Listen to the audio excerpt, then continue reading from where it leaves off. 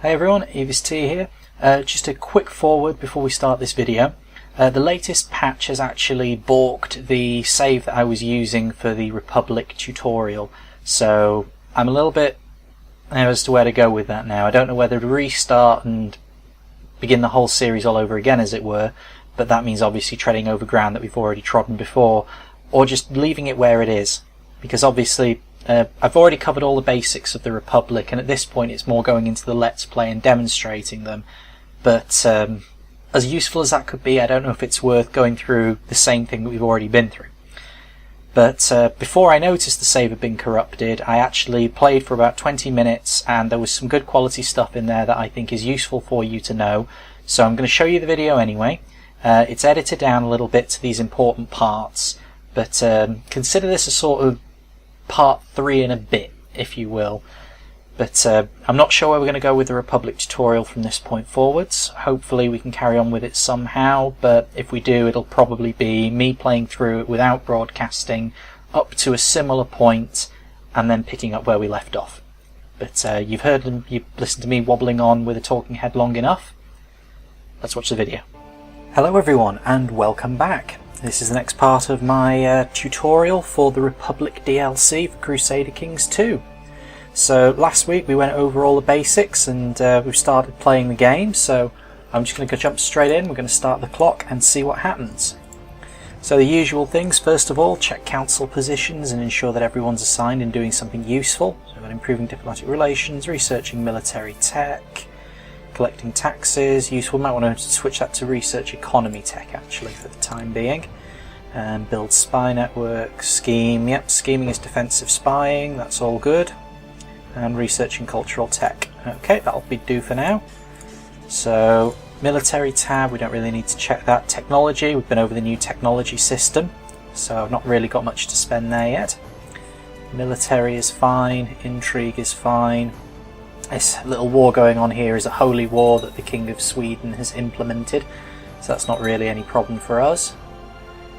Okay, creating titles, no factions, religion's fine, and the Republic, well, I'm not the preferred heir, but I'm not expecting to die quite so soon anyway. Okay, I've had a son, that's good, someone else who can carry on the family name and also increase my trade post limit. You'll remember that adult male family members in your court increase the amount of trade posts that you can have. So my next target, my next goal is to try and establish trade routes all the way through the Gulf of Bothnia here. So to that end, I'm just going to need to assign a... Oh, they've updated the special interest thing. Normally you have to right click on the character, then right click on the character icon. You can mark them as a person of interest. If you mark someone as a person of interest, it means any events involving that person, you'll get notes popping up in your high priority messages. So this is very useful for what I like to call death watches, where you want to keep an eye on when a character is going to die. So we'll educate this child, and who should I ship him off to? Someone with fairly even round stats. Yeah, this courtier will do. Their learning is a bit low, but that's not going to be too much of an issue because everything else is okay. So he can be tutored by his grandmother. So yeah, that special interest, very useful, especially if you're looking to say you're married into somebody to get their claims. You need to know when they die, so you know when their claims have passed on, hopefully to a member of your dynasty. You're very useful in matrilineal marriages, or if you've invited a claimant to your court and married them off in such a way as to bring their claims into your dynasty. You obviously want to know if they have kids, so you'll get an alert for that. You'll want to know if they die, you get an alert for that.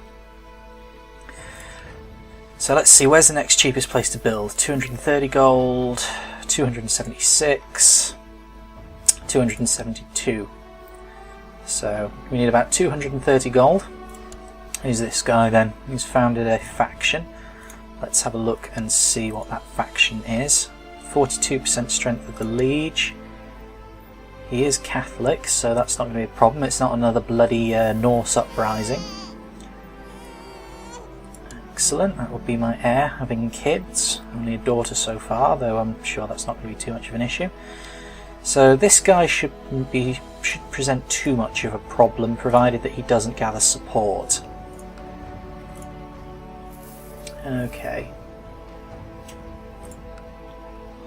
So where were we looking? 228 there, 230. So who's this guy then? Let's have a look at the modifiers. I'm going to pause the game.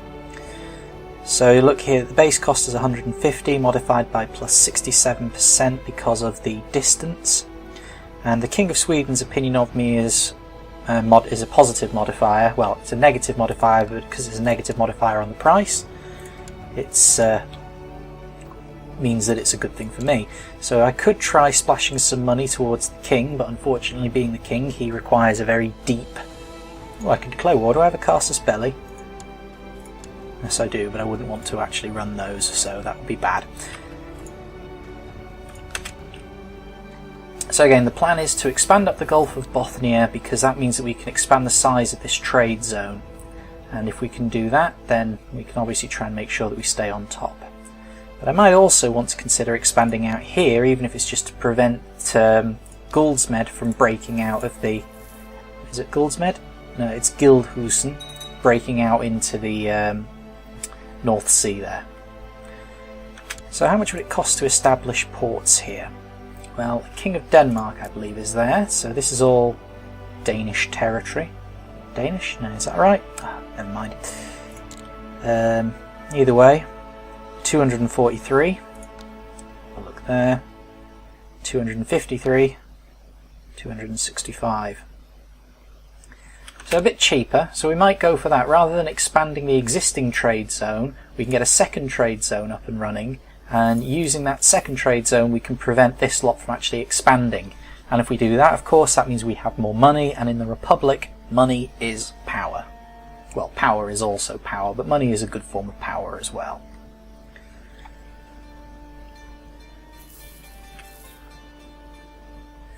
So in title loss on succession, this is just to do with the fact that we're not the preferred nomination for the Republic. But I don't expect Nut here to survive for much longer. So provided that we play this smooth, we should be okay.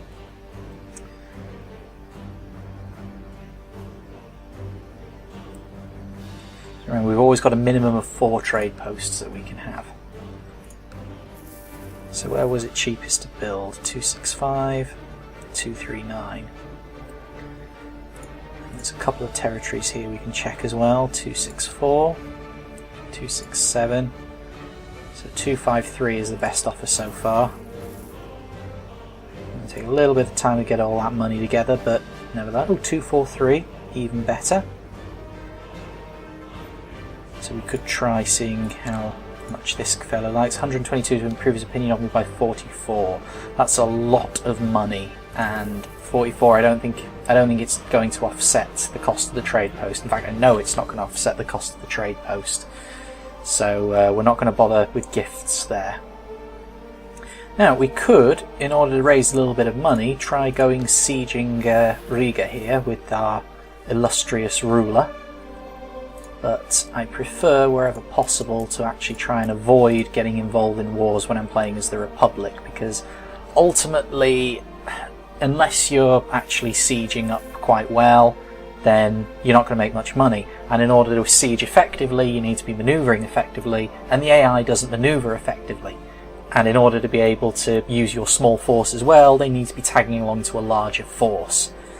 So ultimately, it's just the things don't sync up. But that said, it could be something to consider. If you've got a decent sized force, then by all means you might want to consider sending them out and just doing a little bit of good old fashioned pillaging to raise funds.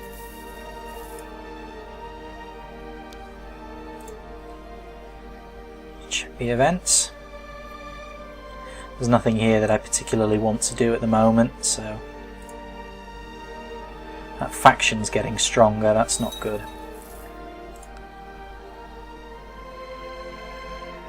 Okay, so the king has imprisoned somebody.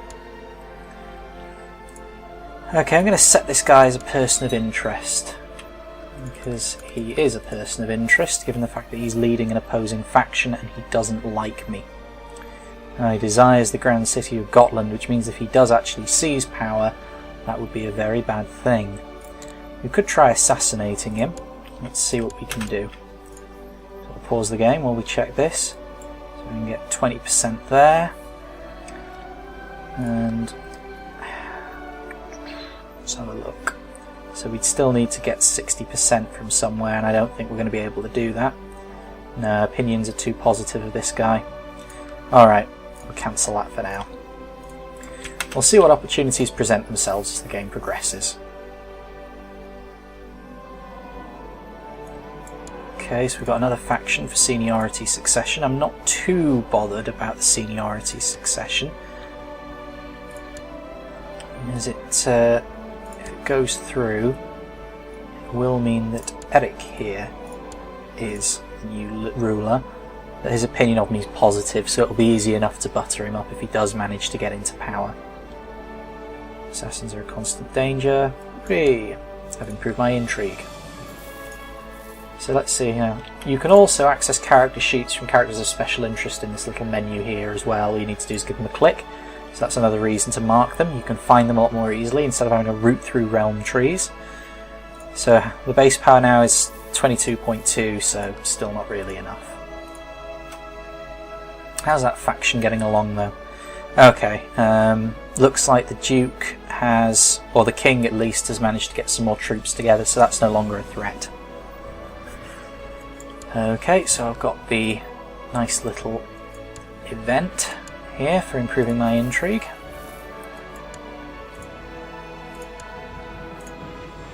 I've gained 3 intrigue. Unfortunately, it's still not really nudged me up to the 8 it's required, but this is more due to my traits than anything. Have I gained the deceitful trait? I have not. But still, those improvements to my intrigue are very useful. Let's have a look at how Sven's 29%, so I get 50% with that 20% backer. But again, probably still not going to be enough. On the other hand, we're getting close to enough funds to build a new trade post. So 252 there. That's quite good. 270, 242, so yeah, Gilland is still the best. Okay, excellent. My wife is pregnant, so this means more little Afstrinkayas, or however, Strankiraka. By now you should be well aware of the fact that I can't pronounce these things. We can also start to notice a few of the little updates as well from the patches. You've got new images, you've got oversea routes that your armies can cross without... Oh dear, my daughter has smallpox. That's not good. And a lisp. Yeah, you'll notice that you have oversea routes that you can cross without ships marked out as well, which is quite useful. So the map's a little bit prettier. Other changes as well, you now require 51% of the counties within a de jure duchy or a de jure kingdom, whatever, in order to be able to actually create that title or usurp that title, so it stops a little bit of back and forth. It also means the Ireland playthrough I did to teach everyone is now very different. So what have we got here? I can try some pleasures, yes I can. I am the Grand Mayor. So yeah, now over here it's a lot different. In Thormond you'll still end up with a de jure claim on Desmond, but trying to get claims on Ossory and Leinster, for example, from founding the Duchy of Leinster, you actually need both of them in order to be able to create the title. So you need both of them in order to be able to create the claim. Okay, so... Ooh. She didn't die looking pretty. That's another change, you can now cycle through previous spouses. Alright, so this guy is my heir, so he needs to be married. I mean, you'll recall that we had a little bit of trouble finding him a decent bride. So I'm going to go to arrange marriage through here, because this means it limits it to my court, which means I don't have to pick up bloody bride prices. Okay, let's have a look here. 619,295. Yeah, this lot weren't particularly brilliant.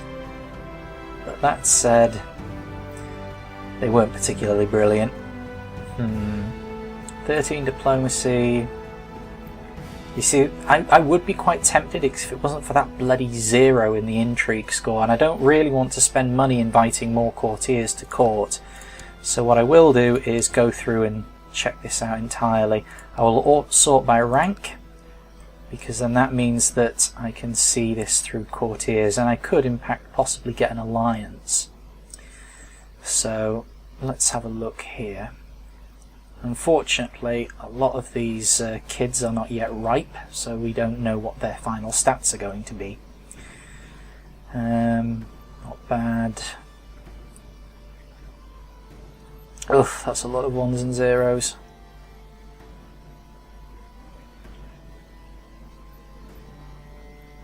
Uh, 18 Marshall. What is it with these warrior women in this playthrough? It's like we've had the Amazon invasion instead of the Aztec invasion. Alright, that's not too bad. 8 diplomacy, 8 stewardship, 3 intrigue. Ugh. Better than anything we've had so far. I'll just mark her as a person of interest so we can come back to her later. That's the other useful thing, is if you're going through lists and you're looking for a load of potentials, then you can cycle through and mark the ones that you want as a person of interest. Attractive, that could be useful, trying to breed that trait into the family, and I could also get an alliance with the Danes, which could be useful, so we'll mark her as a person of interest as well.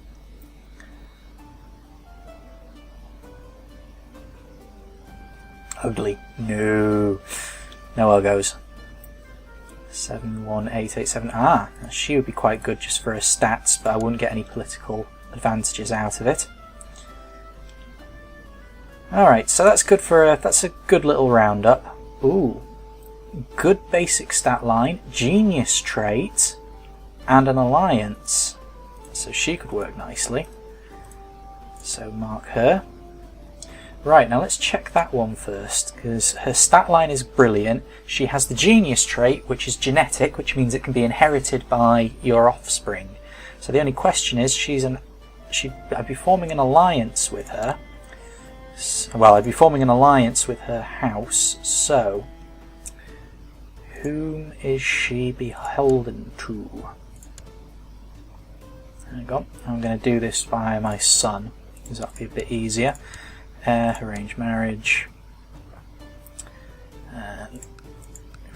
By rank, she was near the bottom. Lucia de Perigord. Lucia, yeah. So the alliance would be Count Albert of Perigord, who is her liege lord. And let's see, he has the county of Perigord, which is all the way over here. So he's French, so although he's an ally, he's not going to be much in a position to help. On the other hand, getting those stats and that genius trait into my family bloodline would be incredibly useful. So this one, I don't believe has an alliance, but it does have a weak claim on the county of Empúries, but it's over in the Mediterranean. Was she one that forms an alliance? Marriage to my son. I'll need a bride price because she is the daughter of a duke. That's it with the bloody bride prices. To arrange a betrothal there. Brigata and son. Bride price of 200. This is why I despise bringing people in from outside the court. They're just so bloody expensive. So we've got a choice. We can either pay the bride price, and I think we have to pay a bride price even for this one as well, because obviously she's noble born. Yeah, so we pay the bride price, which wipes out most of the treasury, or we leave him unmarried for now, or we invite a debutante. Now I really want that trait, so I'm going to leave it for now, because I want to build that next trade post, because otherwise we're going to fall too far behind. You need to make sure you stay ahead on the trade posts. So once the trade post is constructed, my next priority is to find a suitable wife for my heir. I'm going to leave this list intact for now, because I can go back to those maybe if I get some more money together. But for now, he's just going to have to make do with Rosie Palm and her 5 sisters. Grandmere, the more so the well established in the region. Oh god, the bloody court chaplain. Arrest him! Ooh, I've been appointed as marshal. I'll accept that. That gives me a bit of prestige, and as you know, prestige makes politics a bit easier. Higher prestige score gives you positive modifiers. So I need to appoint a new court chaplain. Wow, I'm awash with suitable candidates. Look at those learning scores. I'm going to have to spend some money and assign a bloody... invite a holy man to court. How much is this going to cost me? 5 piety. Alright, that's not too bad. Right, so let's have a look and see who this holy man is.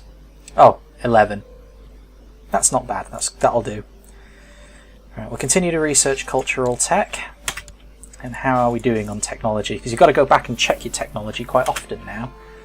So, you can see here that military advances, I can now purchase some suitable items. So let's have a look at the makeup of my military. Now, you can see here that the bulk of my forces is actually made up of light infantry from the house. And then from the Grand City of Gotland, we've got the Barony of Oath and the Bishopric of Roma and so on. And we can check these.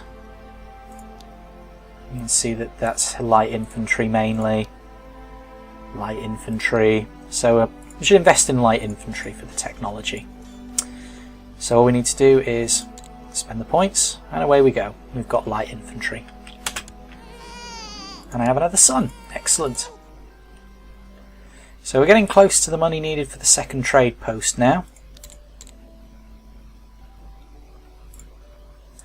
And this Holy War seems to be progressing quite well. Although I dare say that King seems to be running a little bit low on funds. Oh, no, wait, 100%. There we go. Oh, Pope alarm. Let's have a look. This guy's opinion of me is fine. So state diplomacy 11, piety 7. Excellent. No problems with that Pope.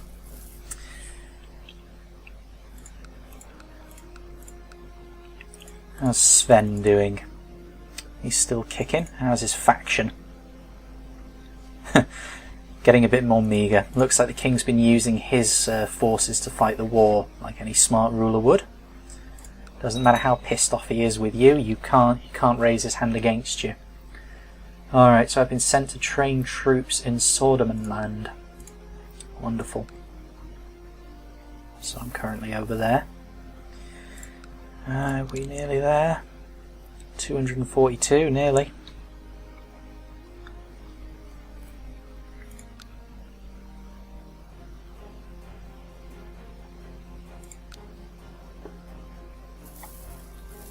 Okay, so we're there. Not over trade post limit. What's gone on here then?